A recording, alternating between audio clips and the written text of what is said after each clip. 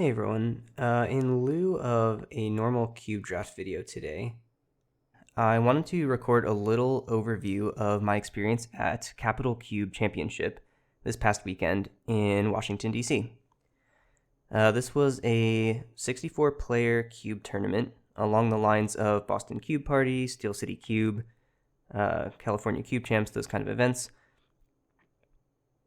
This one was run in D.C. by Lincoln, who you might know as Kapernimov on Discord, or Cube Cobra, the curator of the Penrose Cube. I attended this event as a player and as a designer. My cube, Companion Cube, was in the main event. So not only did I get to play 3 drafts throughout the day, but I also got some cool feedback and some new eyes on my own cube. So the first thing I want to take a look at is my experience drafting. We'll take a peek at my decks, we'll go through my records, a couple of my opponent's decks, stuff like that. And then after that, I'll take a look at some Companion Cube decks and give some thoughts about how the event went on that front. Let's dive right in.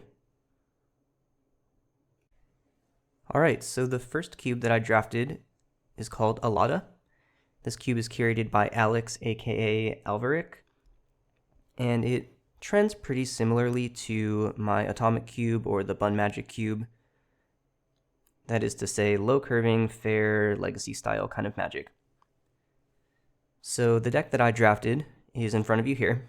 I would call it probably blue-white tempo with a red splash here for Inti, Twin Shot Sniper, and half of Figure of Destiny. My pack one pick one during this draft was Lingering Souls. And while it does appear here in the deck photo, it did not make the final list. I was not able to find a Godless Shrine for my 2 white fetches. And I decided that between playing the basic swamp versus playing the raw front half of Lingering Souls versus just cutting that for, I believe it was Elite Spellbinder that ended up making the cut, I went ahead and put that Elite Spellbinder in that slot. But other than that, this deck appears as I played it. In round 1, I was matched up against red-white aggro. This opponent did have Umezawa's Jitte in their deck, which can be a controversial card in these kinds of cubes. I did cut it from Atomic Cube a couple of months back. I found the draft patterns to be not really to my tastes, just because it's such a power outlier in these very creature-based cubes, and it's also colorless. So I found myself drafting it over basically anything else, and I dislike having very free picks in my cubes. But in any case, I was able to deal with the Jitte in the game that it came down. I think I just raced it, if I recall correctly.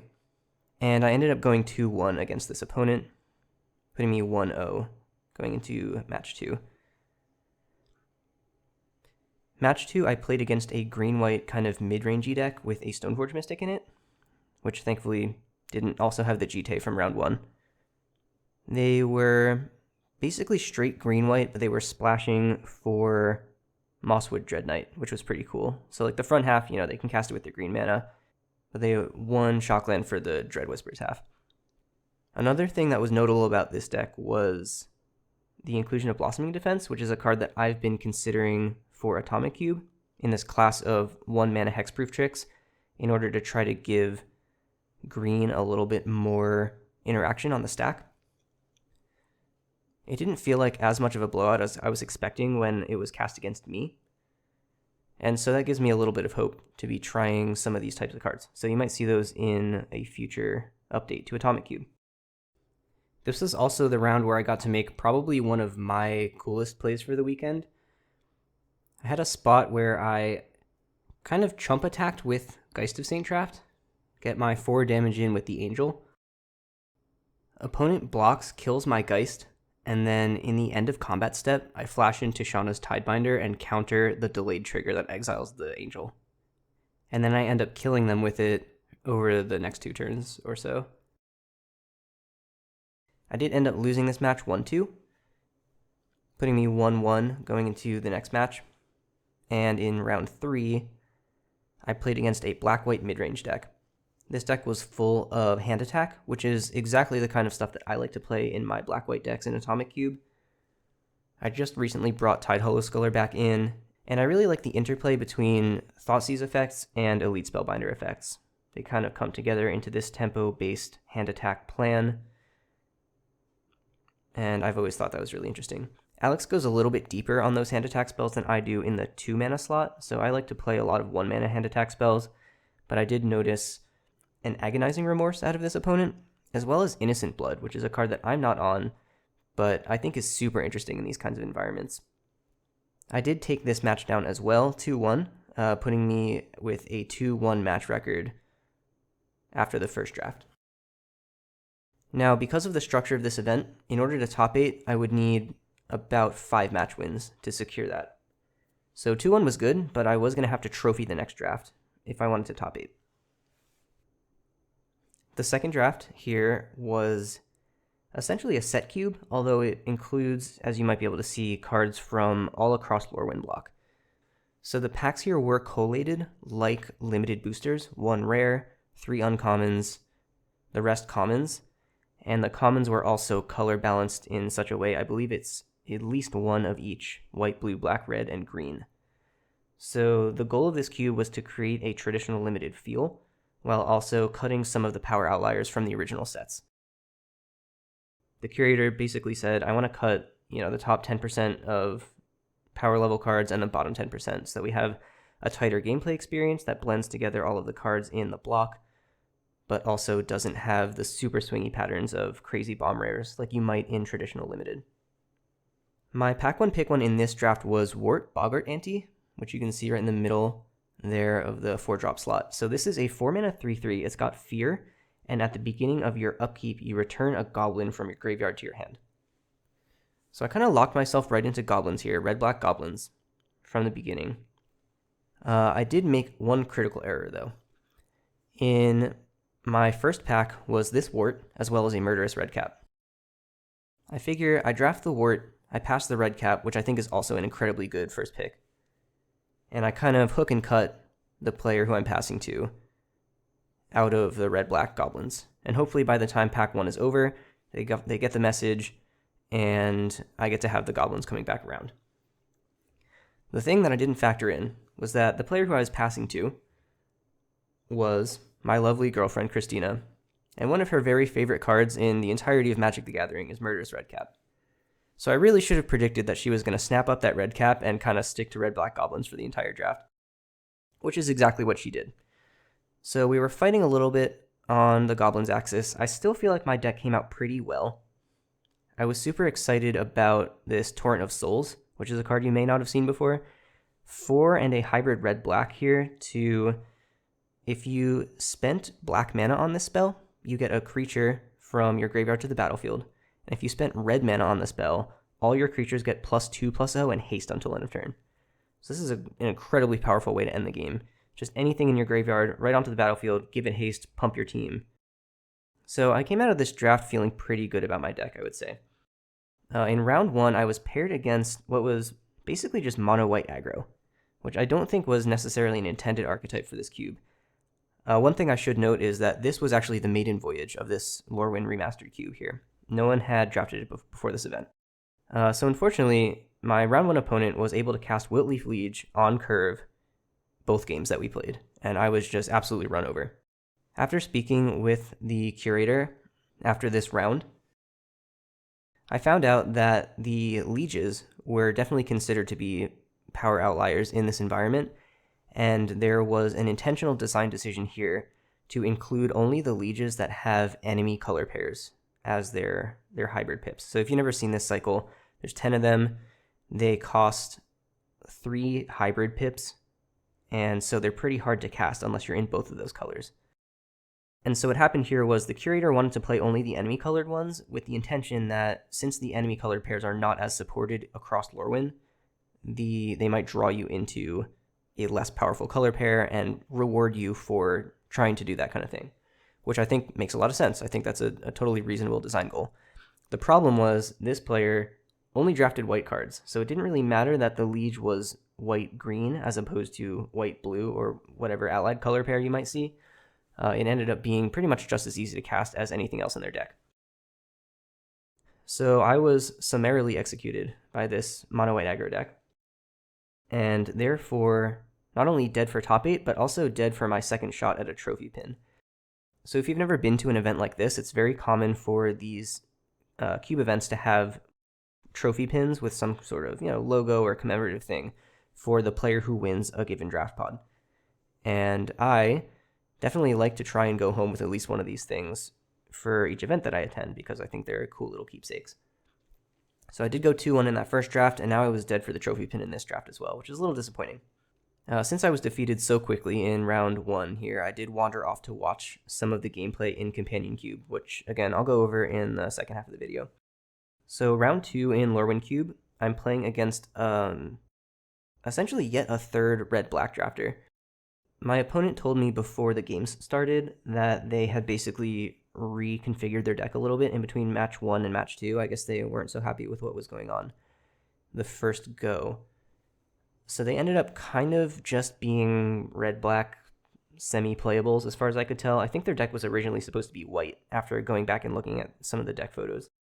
So I did end up 2-0ing that opponent. And then in round 3, I played against blue-white Merfolk. This was a really fun matchup because it was pretty back and forth. Both of us were pretty aggressive, pretty tempo-focused. But they really had all the pieces for the Merfolk deck. They had multiple copies of Marrow Reejerey, which taps and untaps stuff when you cast Merfolk and also anthems all your Merfolk. They had the blue-white Merfolk Rare that's from the same cycle as Wart. And this one it has Island Walk, and it can also give target Merfolk protection from any color. So it was kind of like a Mother of Runes, since most of their stuff was Merfolk anyway. The other cool thing about this deck was they drafted 3 Ponders, and they ended up just shaving 3 lands out of their deck for the Ponders, which I thought was very cool. They were on a 14-land 3-Ponder deck. I did manage to eke out both games in this match as well, putting me at 2-1 in this draft. But unfortunately, that was not enough to squeak into top 8 or even into top 16, which did have some minor prizes associated. Since I didn't get to draft in the top 8, I ended up drafting in the open play area. And I got to draft Ollie's Creatureless Cube. So this cube, as you may have seen from my video that I posted a couple of weeks ago, is a cube that has no creature cards in it at all. There are still creatures, as you can see. I can make tokens, I can turn my lands into creatures, etc. But there are no cards with the type creature in the cube. This would be my 3rd time drafting the cube. I did draft it in paper at Boston Cube Party, and then again online for the channel. It's a little tough to see a couple of the cards here, so the really glary card on the bottom left over there is Devastating Summons. It's a sorcery, 1 mana, red sorcery. As an additional cost to cast it, you sacrifice X lands, and then you make 2 XX elementals. And then over on the right side here, this is just basically a pile of all the creature lands I drafted. So that really glary one you can't see at all is Hive of the Eye Tyrant. After my experience with this cube at Boston Cube Party as well as online, I have kind of come to the conclusion that playing to the board early and fast is really good in this environment.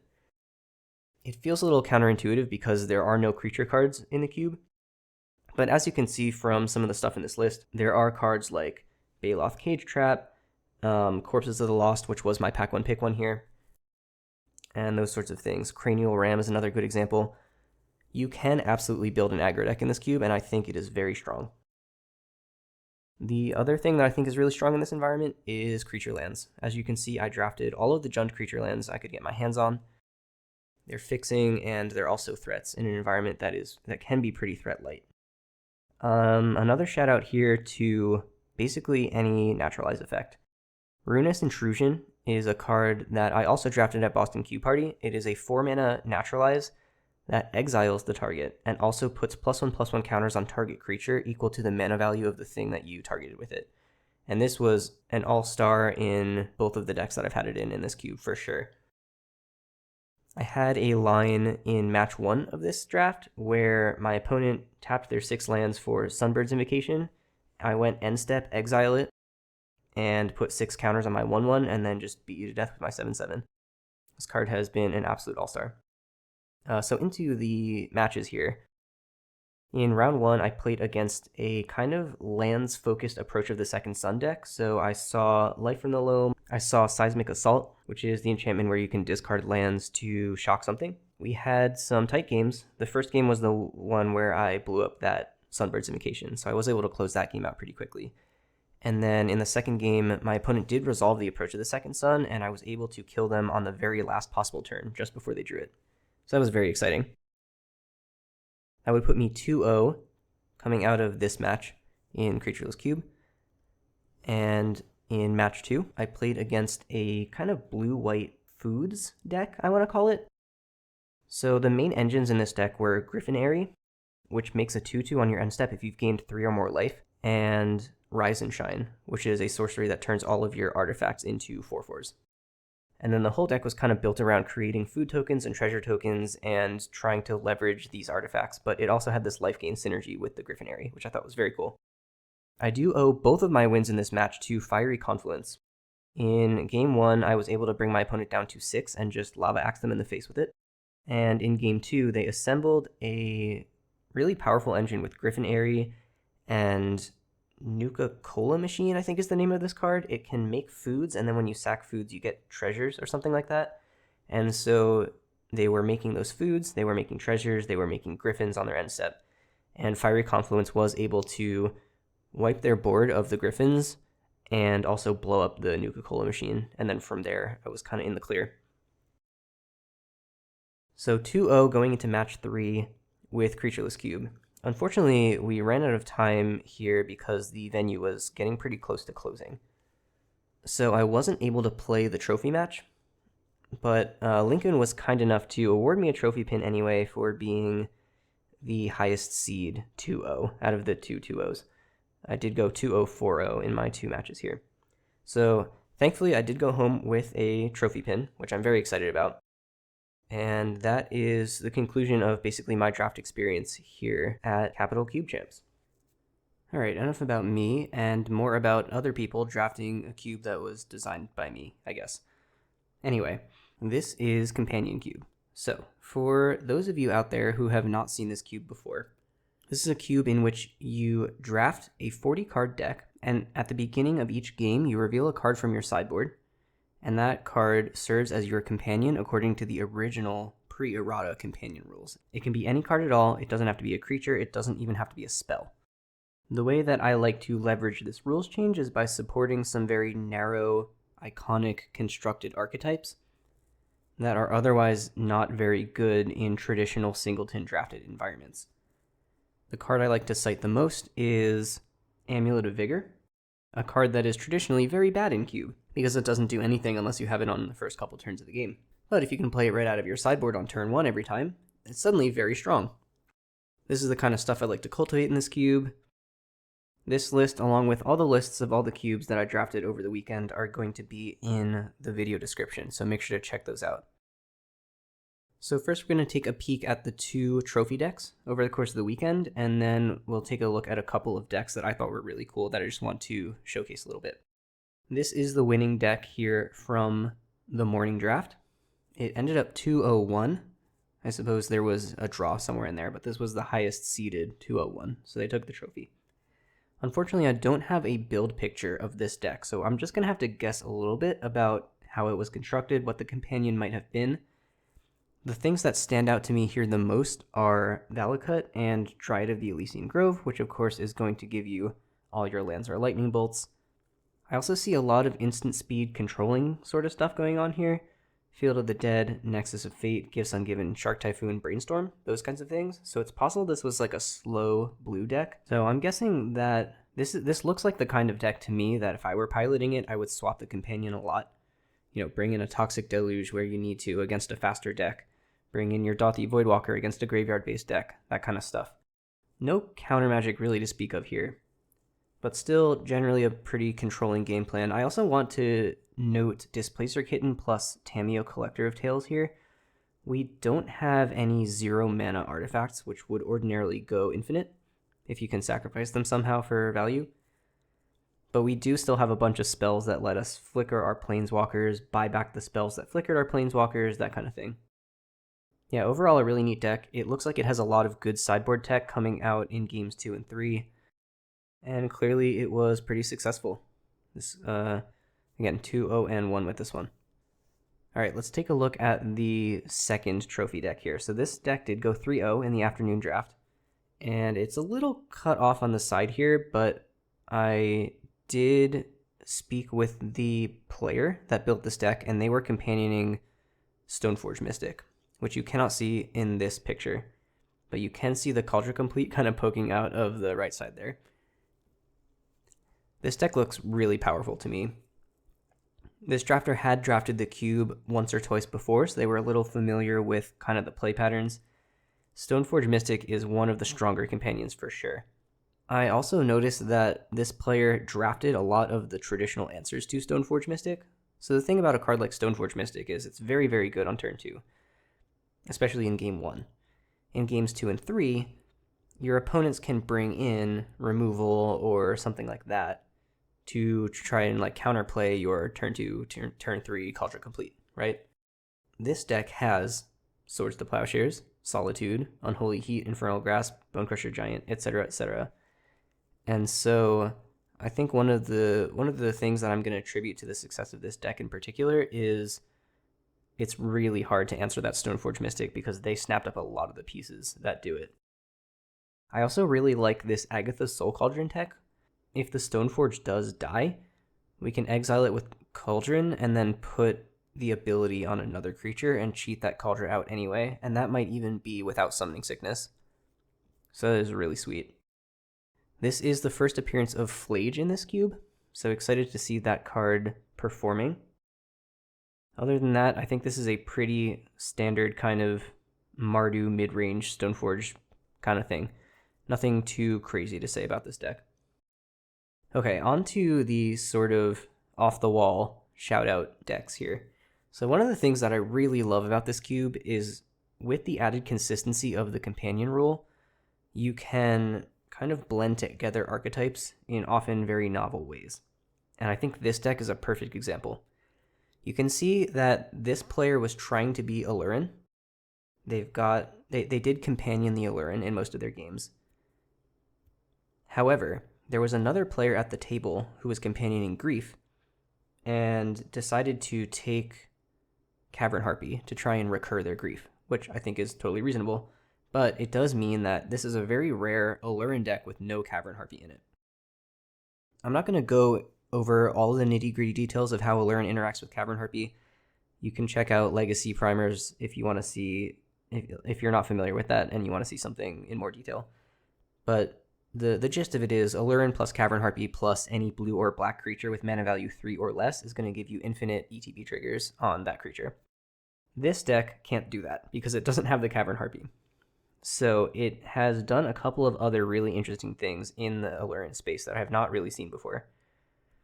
The first notable one is Nadu, which is a card that often gets played in the Aluren decks just because it's a very powerful 3-mana creature. But you can see they also have the full combo platter here of Nadu, Shuko, Cephalid Illusionist, and Thassa's Oracle. All of those creatures do have mana value 3 or less, so they can be cast off of the Aluren without paying their mana cost. But the thing that really got me here was neatly tucked into this Aluren deck is also Krark-Clan Ironworks combo. Here is the KCI, the Scrap Trawler, the Myr Retriever, and then on top of all of that, if you have Aluren on the battlefield, you can cast the Scrap Trawler and the Myr Retriever without paying their mana costs. So even without the Krark-Clan Ironworks here, we can put together Aluren, Scrap Trawler, Myr Retriever, and Grinding Station, and either deck our opponent or deck ourselves and win with Thassa's Oracle. I just thought this deck was so cool. It's a really interesting and creative solution to what most people would probably view as a failed attempt at Aluren, because Cavern Harpy is such an integral part of that combo. But here we have multiple other combos that I have, some of which I've never even seen played in an Aluren deck, that still kind of just go infinite with it. Very, very cool. And this is the last deck that I want to take a look at here. This player was companioning Amulet of Vigor, which is one of the more powerful companions in the cube. It is often a pretty common archetype we see people play, Amulet, and Bounce Lands, and Primeval Titan, as you would in Modern. This player does have all of those pieces. You can see the Amulet here on the top, Primeval Titan is on the left over here, and multiple Bounce Lands. I think they had 3 of them. Yeah, 1, 2, 3. Okay. And the Dryad is here.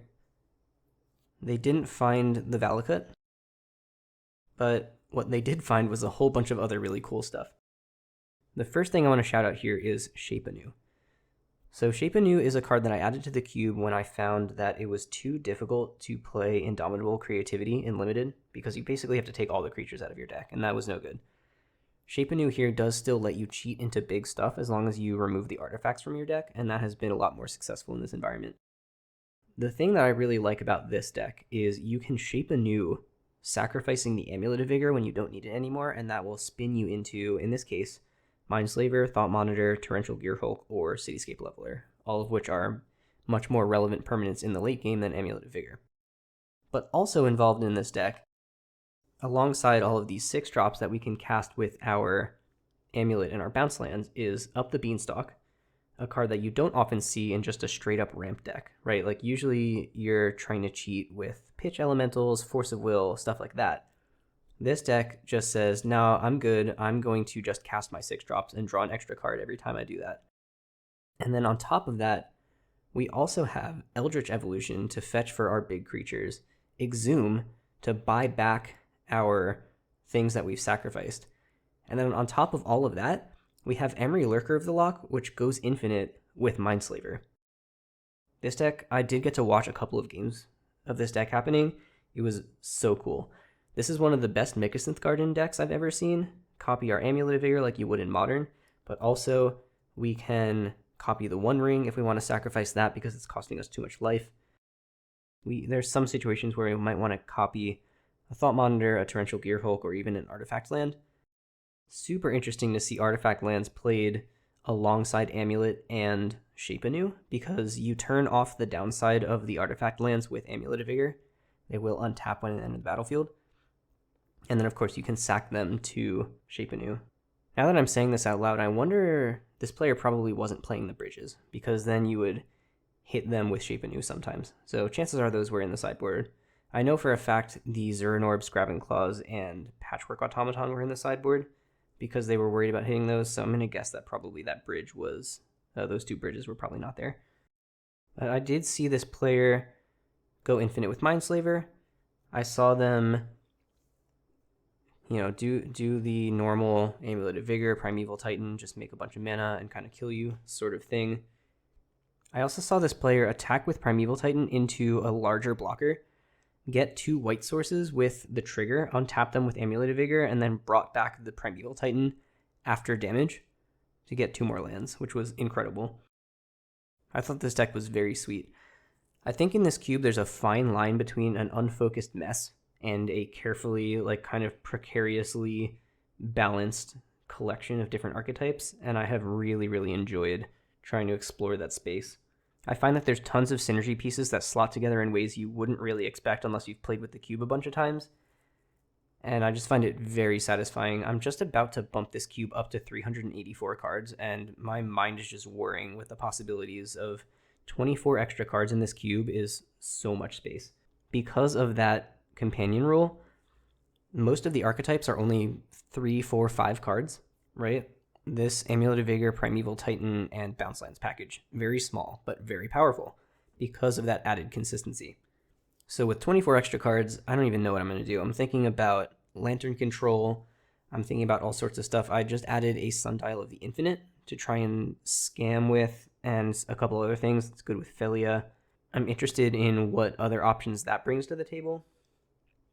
We're going to have to see. This cube is going to be at CubeCon, and it's going to have 24 new cards in it they're going to bring a lot of interesting things to the table. I think that's about all I have to say about this deck, and that brings me to the end of the stuff that I'm trying to showcase here. So thanks for watching through my overview of Capital Cube Championships. Thank you to Lincoln for putting on a great event. And if you want to see more of this kind of thing, I am headed over to Cube for a Cause in Brooklyn, New York this weekend, and I'm going to do another video like this when I get back. So keep an eye out for that. Keep an eye out for more draft videos. I've got one in the works that hasn't released yet. And we are, of course, drafting over in the Dimir Public Offices Discord server, which you can find in my link tree in the video description. So hop in there if you want to draft.